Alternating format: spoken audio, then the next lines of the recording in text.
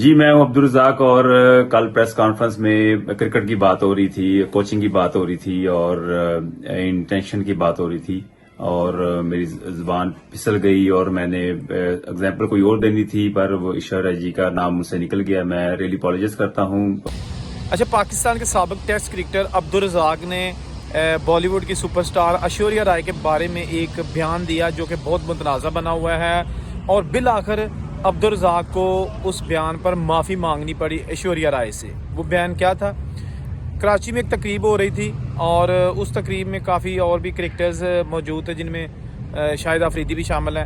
تو سٹیج پر جو عبدالرزاق ہیں وہ پاکستان کی جو حالیہ کارکردگی ہے ورلڈ کپ میں، اس کے حوالے سے اپنا تجزیہ پیش کر رہے تھے، اور کہہ رہے تھے کہ جی لڑکوں کی نیتیں ٹھیک نہیں ہیں، جب تک نیت ٹھیک نہ ہو تو آپ کو رزلٹ اچھا نہیں ملتا.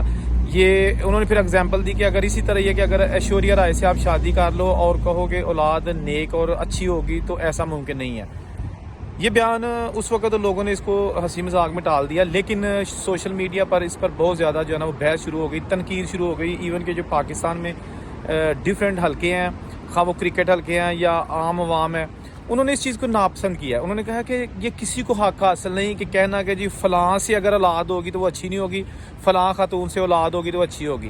یعنی ایشوریا رائے کا نہ کرکٹ سے کوئی تعلق، نہ اس نے کبھی کوئی پاکستان کے حوالے سے کوئی بات کی، نہ پاکستانی کھلاڑیوں پہ کبھی کوئی بات کی. تو اس بندے نے اس پر جا بجا ایسے اٹیک کر دیا اور اس کو ثابت کرنے کی کوشش کی کہ شی از اے ناٹ گڈ لیڈی. یہ تو اللہ جانتا ہے، میں آپ کون ہے جو کسی کو کہیں گے جی فلاں آدمی اچھا ہے فلاں برا ہے. ہو سکتا ہے جس کو ہم برا کہہ رہے ہیں وہ اللہ کی نظر میں بہت اچھا بندہ ہو. اینی ویز، تو بہت زیادہ جو ہے نا اس پہ کرکٹ حلقوں میں تنقید ہوئی. لوگوں نے بہت زیادہ سوشل میڈیا پر چھترول کی عبدالرزاق کی. وہ پاکستانی لوگ تھے جنہوں نے کی، کیونکہ یہ جو سٹارز ہوتے ہیں نا، خواہ وہ شوبز کے ہیں یا کرکٹ کے ہیں یا کسی بھی گیم کے ہیں، تو ان کو بڑی سوچ سمجھ کر جو ہے نا وہ بات کرنی چاہیے. یہ امبیسڈر ہوتے ہیں، یہ سفیر ہوتے ہیں ملکوں کے، ان کو لوگ فالو کرتے ہیں. اگر یہ اچھا بولتے ہیں تو ان کو لوگ نقل کرتے ہیں، برا بولتے ہیں تو نیگیٹو امپیکٹ جاتا ہے. تو ایشوریا رائے جو کہ آلریڈی ایک بچی کی ماں ہے اور ایک ایسے گھرانے کی بہو ہے کہ جس نے فلم انڈسٹری میں ایک نام کمایا، امیتابھ بچن جی ان کی بہو ہے.